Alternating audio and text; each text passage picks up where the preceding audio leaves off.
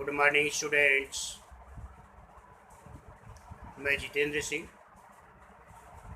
आपको कक्षा 9वीं की हिंदी का पहला पाठ चांदनी रात को पढ़ाने वाले हैं आज, जिसके कवि का नाम है मैथिली शरण गुप्त। तो सबसे पहले हम बच्चों मैथिली शरण गुप्त के बारे में जानेंगे। मैथिली शरण गुप्त का जन्म 3 अगस्त 1886 ईस्वी चिरगांव, झांसी, उत्तर प्रदेश में हुआ और इनकी मृत्यु 12 दिसंबर 1964 ईस्वी में हुई। मैथिली शरण गुप्त जी खड़ी बोली के महत्वपूर्ण कवि हैं। ये जो है ज़्यादातर खड़ी बोली का उपयोग किए हैं कविताओं में अपने।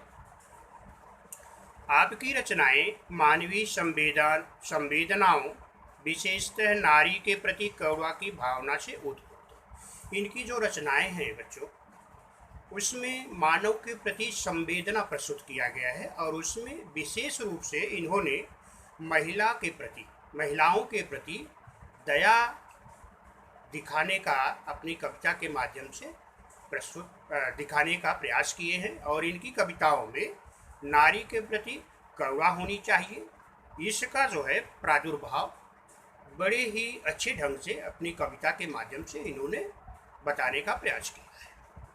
इनकी प्रमुख कृतियाँ साकेत जो महाकाव्य है, यशोधरा, जयद्रथ वध, पंचवटी, भारत भारती ये खंड काव्य है बच्चों, रंग में भंग, राजा प्रजा आदि ये नाटक है। ये इनकी प्रमुख कृतियाँ हैं। अभी इस पद्य के संबंधी में आप जान लो, जो आपको ये पद्य पढ़ने हैं कविता, ये जो है खंड काव्य से लिया गया है। अभी बता रहे हैं कि खंड काव्य क्या है। तो इसमें मानव जीवन की किसी एक ही घटना की प्रधानता होती है बच्चों। खंड काव्य वह होता है जिसमें किसी एक विशेष घटना को प्रस्तुत किया जाता है और प्रासंगिक कथाओं को इसमें स्थान नहीं मिलता है और प्रासंगिक कथाओं का इसमें वर्णन नहीं किया जाता है, तो उसे खंड काव्य कहते हैं। अभी प्रस्तुत अंश का मतलब होता है जो आपको कविता का की पंक्तियाँ, कुछ पद्यांश दिए गए हैं। ये अंश जो है पंचवटी खंड काव्य से लिया गया है। तो ये मैथिली शरण गुप्त ने एक खंड काव्य लिखा है जिसका नाम है पंचवटी, और उस पंचवटी का कुछ अंश जो है ये अपनी इस कविता के माध्यम से प्रस्तुत किए हैं, जो आपको पढ़ना है। प्रकृति की छटा का सुंदर रूप बड़े ही माधुर्य के साथ अभिव्यंजित हुआ है। तो इस कविता के माध्यम से इन्होंने प्रकृति का बहुत ही सुंदर ढंग से वर्णन किया है। चांदनी रात का मनोहारी वर्णन सुंदर शब्दों में चित्रित किया है। तो इस कविता के माध्यम से ये मैथिली शरण गुप्त जी बड़े ही अच्छे ढंग से ये बताने का प्रयास किए हैं कि चांदनी रात कितनी अच्छी रात होती है और वह मनोहारी होती है। मनोहारी का मतलब होता है मन को हर लेना, मंत्र मोहित कर देना, मुक्त मोहित कर देना, जिसको इंग्लिश में कैप्टिवेटेड बोलते हैं। तो कैप्टिवेटेड कर देना, किसी को अपने बस में कर लेना, उसे मनोहारी, मन को हर लेना।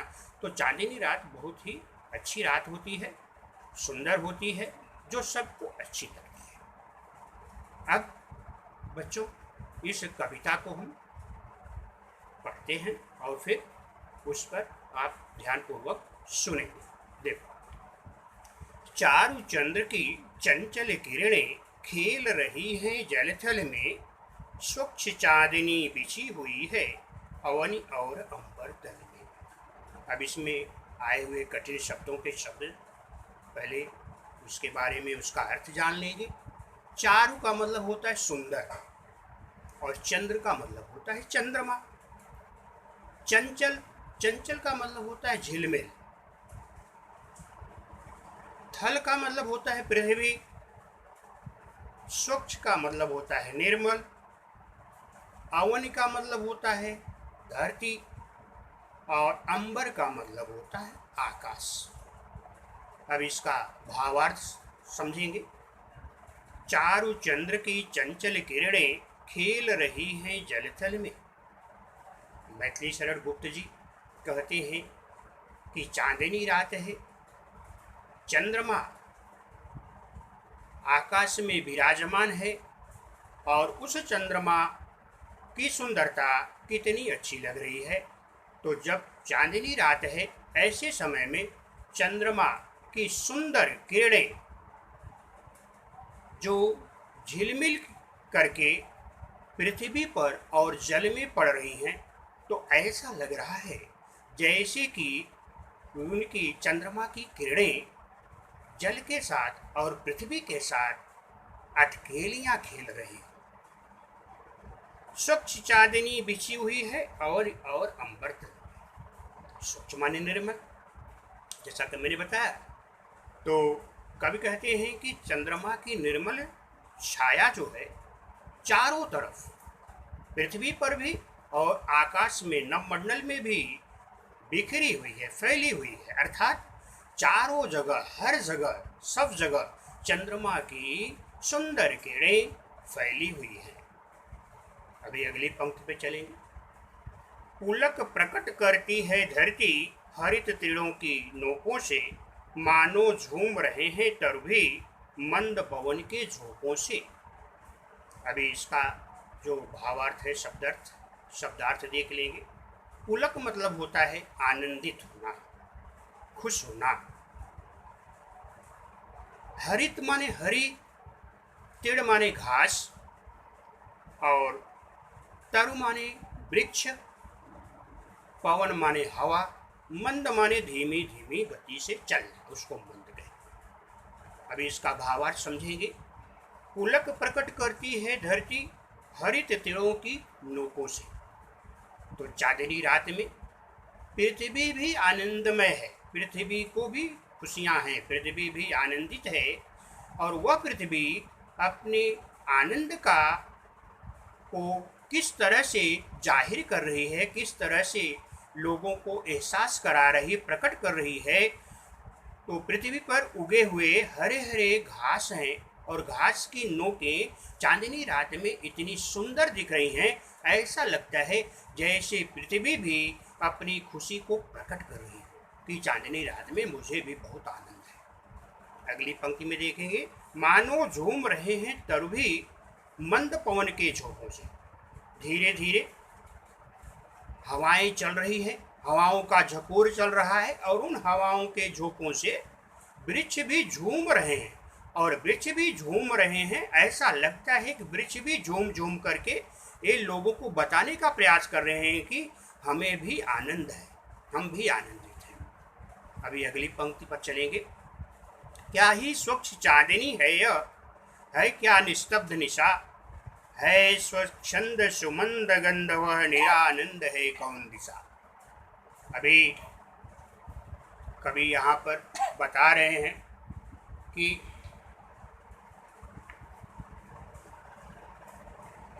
चांदनी रात में, निर्मल चंद्रमा की रात में, वह रात किस तरह से निखरी हुई है, रात की सुंदरता किस तरह से है।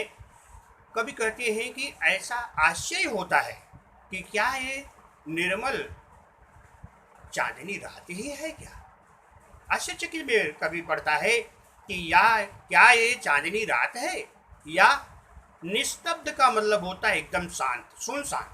रात एकदम सुनसान है और कभी कहता है कि या शांतमय रात है या निर्मल चांदनी रात है। आश्चर्य में पड़ जाता है कभी और कहता है कि है स्वच्छंद, स्वच्छंद माने साफ सुथरी और सुगंध माने सुगंधित, और चारों दिशाओं में हर जगह पर सुंदर सुगंधित हवाएं चल रही हैं, सुगंध फैली हुई है। और निरानंद, निरानंद माने भी होता है कि आनंदमय, जहाँ कोई भी निराशा न हो उसे निरानंद कहते हैं। निरानंद का मतलब आप खुशियों से भरी हुई, आनंद से भरी हुई। तो यहाँ पर कभी कहते हैं कि वह कौन सी दिशा है जहाँ पर आनंद नहीं है, अर्थात हर जगह पर आनंद ही आनंद है। अभी अगली पंक्ति पे चलेंगे। बंद नहीं अब भी चलते हैं नियत नति के कार्यकलाप, पर कितने एकांत भाव से, कितने शांत और चुपचाप। यहाँ पर कवि जो है रात को नटी से वर्णन किया है। नटी का मतलब होता है जिद्दी स्वभाव, नटखट स्वभाव, जो बहुत ही नट की तरह एकदम जिद्द स्वभाव, जिद्दी तरह होता है, उसे नटी कहते हैं। तो रात को उन्होंने नटी का उदाहरण देते हुए कहे हैं कि जब ये सब हो रहे हैं, सब लोग आनंदमय हैं, ऐसे समय में भी रात का नियत नटी रूपी रात का कोई भी कार्य बंद नहीं है। वो रात के सारे क्रियाकलाप चल रहे हैं, पहले की तरह ही चल रहे हैं, लेकिन बहुत ही शांत और चुपचाप और एकांत तरह से हो रहे हैं। मतलब कहीं भी जरा से भी कोलाहल नहीं है, शोरगुल नहीं है, एकदम अच्छी तरह से शांतमय वातावरण में रात के सारे क्रियाकलाप हो रहे हैं और सुंदर वातावरण में भी। अभी अगली पंक्ति पे चलेंगे। है बिखेर देती वसुंधरा मोती सबके सोने पर, रवि बटोर लेता है उनको सदा सवेरा होने पर। अभी यहाँ पर बिखेरना मतलब फैलाना होता है, वसुंधरा माने पृथ्वी, और रवि माने सूर्य, बटोरने का मतलब समेटना, और सवेरा मतलब सूर्योदय। अभी इन पंक्तियों में मैत्री शरण गुप्त जी कह रहे हैं कि जब रात का समय आता है तो आकाश में चंद्रमा और सारे ग्रह, चंद्रमा, तारे, वो सब चमकने लगते हैं, और इस तरह से चमकते हैं जैसे कि लगता है कि चंद्रमा या तारे नहीं चमक रहे हैं, बल्कि मोतियां कोई फैला दिया। तो मोतियों से तुलना करते हुए चंद्रमा और तारों को कभी यहाँ पर बताने का प्रयास किए हैं। तो कह रहे हैं कि जब रात का समय आता है तो आकाश में चंद्रमा और तारे चमकने लगते हैं, और जब सुबह होती है तो सूर्य के उगने से, सूर्य के निकलने से वो चंद्रमा और तारे लुप्त हो जाते हैं। अर्थात कि ऐसा लगता है कि रात के समय जब सब लोग सो जाते हैं तो पृथ्वी जो है चारों तरफ चंद्रमा अथवा और तारे जैसे, मोती जैसे चीज़ों को बिखेर देता है, फैला देती है पृथ्वी। और जब सूर्योदय होता है तो सूर्य उन सारी मोतियों को अपने साथ समेट लेता है, इकट्ठा कर लेता है, और विरामदायिनी अपनी संध्या को दे जाता है, शून्य श्याम तनु, जिससे उसका नया रूप चमकता है। विरामदायिनी का मतलब होता है विश्राम। संध्या माने शाम का समय। अभी इस पंक्तियों में कवि बता रहे हैं कि जब सूर्य अब उन मोतियों को समेटता है तो अपने साथ नहीं ले जाता है, बल्कि विश्राम देने वाली, आराम देने वाली संध्या को सौंप देता है। संध्या को दे करके उसको चला जाता है, और संध्या जब समय आता है, संध्या का समय आता है, तो फिर आकाश में वो तारे और वो चंद्रमा मोतियों की तरह चमकने लगते हैं, और वह रात जो कि शून्य श्याम मतलब काली काली रातें, भयानक रातें रहती हैं, वो फिर से मोतियों की तरह चमकने लगती हैं, और उस रात का नया रूप छलकने लगने का मतलब होता है दिखने लगता है। रात फिर आनंदमय दिखने लगती है। अभी अगली पंक्ति पे चलेंगे बच्चों। पंचवटी की छाया में है सुंदर पर्ण कुटीर बना, उसके सम्मुख स्वच्छ शिला पर धीरे धीरे निर्भीक। तो ऐसे वातावरण में हर जगह जब चंद्रमा का प्रकाश प्रकाशित है और सब आनंदमय है, ऐसे समय में भी एक पंचवटी का मतलब 5 बट पेड़ों के बीच में एक घास फूस की झोपड़ी बनी है, जो बहुत ही सुंदर है, और उस चंद्रमा के प्रकाश में वो और भी उसकी सुंदरता बढ़ जा रही है।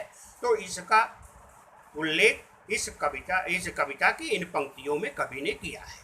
कहते हैं कि पंचवटी की छाया में उस पंचवटी 5 पेड़ों की बट के 5 पेड़ों की छाया में एक घास फूस की सुंदर झोपड़ी बनी है और उसके सम्मुख, सम्मुख माने सामने, उस झोपड़ी के सामने स्वच्छ माने साफ, शिला माने पत्थर, उसके सामने एक साफ सुथरा पत्थर है और उस पर धीर वीर, धीर माने धैर्यवान, वीर माने बहादुर और निर्भीक माने निडर और योद्धा बैठा हुआ है। रात के समय में वह योद्धा बिना किसी के डरे हुए एकदम निडर बहादुर योद्धा बैठा हुआ है। अब कभी अगली पंक्तियों में हम चलेंगे, क्या कहता है, जाग रहा यह कौन धनुर्धर, जबकि भुवन भर सोता है, भोगी कुसुमा युद्ध योगी सा बना दृश्यगत होता है। अभी अंतिम पंक्तियों में कविता की पद्य में कवि जो है बताने का प्रयास कर रहे हैं कि ऐसे समय में जब सब लोग रात के सुंदर वातावरण का, रात की सुंदरता का आनंद ले रहे हैं, ऐसे समय में जाग रहा वह कौन धनुर्धर, धनुर्धर माने तीरंदाज, भुवन माने संसार, भोगी मतलब गृहस्थ, कुसुमा युद्ध मतलब काम देव को कुसुमा युद्ध बोलते हैं, योगी माने सन्यासी, दृश्य के माने दिखाई देता है। अब इसका अर्थ देख लेंगे, जाग रहा यह कौन धनुर्धर, जबकि भुवन भर सोता है। कवि कहता है कि ऐसे समय में जब पूरा संसार सो रहा है, रात का आनंद ले रहा है, ऐसे समय में वह कौन तीर अंदाज है, धनुर्धर है, योद्धा है जो बैठा हुआ है। भोगी कुसुमा युद्ध योगी सा, अभी कभी को भी संशय हो रहा है, कभी भी आश्चर्य में पड़ रहा है, कभी को भी डाउट हो रहा है कि वह क्या कौन हो सकता है। तो उस बहादुर योद्धा के बारे में बताता है कि भोगी जैसा, भोगी मतलब गृहस्थ, वह लगता है कोई गृहस्थ है, गृहस्थ मतलब खेती करने वाला किसान है जो कि बैठा हुआ है। या तो गृहस्थ हो सकता है या कुसुमा युद्ध, कुसुमा युद्ध का मतलब होता है कामदेव हो सकता है, या तो कामदेव हो सकता है या तो कोई भोगी हो सकता है, भोगी मतलब गृहस्थ हो सकता है, योगी या तो कोई सन्यासी हो सकता है जो या तो गृहस्थ जैसा या कामदेव जैसा या सन्यासी जैसा दिखाई देता है। तो कवि जो है इन कविता के माध्यम से बड़े ही अच्छे ढंग से रात का वर्णन किया है और वह रात जो चांदनी रात होती है सबको अच्छी लगती है और इस आनंदमय रात का इस चांदनी रात के माध्यम से प्रस्तुत किए हैं। और बस पाठ यही आपका समाप्त होता है। इसके बाद हम आपको बच्चों नीचे जो है स्वाध्याय देने वाले हैं और उस स्वाध्याय में पेंसिल से टिक लगा हुआ है, जो पेंसिल से टिक है उसको ही आप अपनी नोटबुक में लिख लेना और उसको याद करके रखो।